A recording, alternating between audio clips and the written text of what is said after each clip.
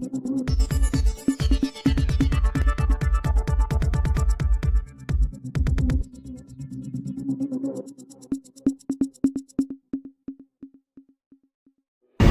પુરવઠા ગોડાઉનમાં રાત્રે ગાડીમાં લાગી આગ।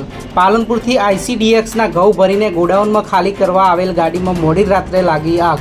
ગાડીમાં આગ લાગતા અફરાતફરી મચી જવા પામી હતી। પાલિકાના ફાયર ફાઇટર દ્વારા પાણીનો મારો ચલાવી આગ બુઝાવવામાં આવી। મોટું નુકસાન થતાં ટળ્યું।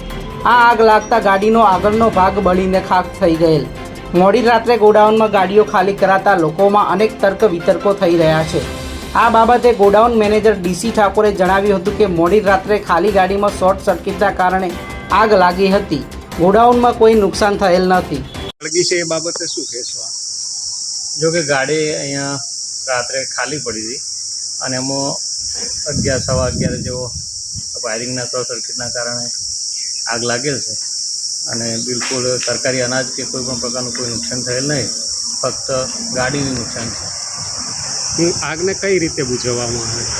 ગાડી જ્યારે આગ લાગી ત્યારે અહીંયા મને જાણ કરવામાં આવી। હું ફટાફટ અહીંયા આપણે નગરપાલિકાનો સંપર્ક કરી અને નગરપાલિકાના ફાયર ટીમને સંપર્ક કરી અને ઇમરજન્સીમાં અહીંયા આવી અને એને ઉભવામાં આવી।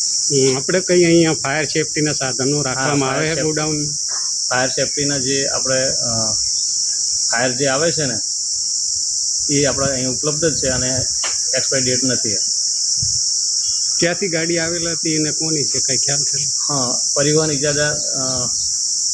ઇજાદાથી પાલનપુર FCI ગોડાઉનથી અહીંયા ઘઉં ICDXના ઘઉં ભરીને આવે અને એ આપણે ખાલી કરી દીધા। એના પછી રાત્રે મોડા આગ લાગી ગઈ।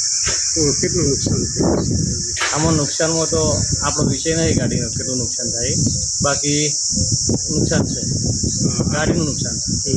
તંત્રને જાણ કરી આપના ઉપરી હતી? હા, રાત્રે પરિવહન ઇજાદાર શ્રી પણ અહીંયા હાજર હતા અને મતલબ અધિકારીને જાણ કરેલી છે।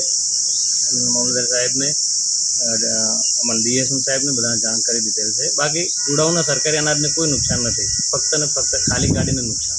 આપનું નામ ને Shri DC Thakor, godown manager, Bhabhar.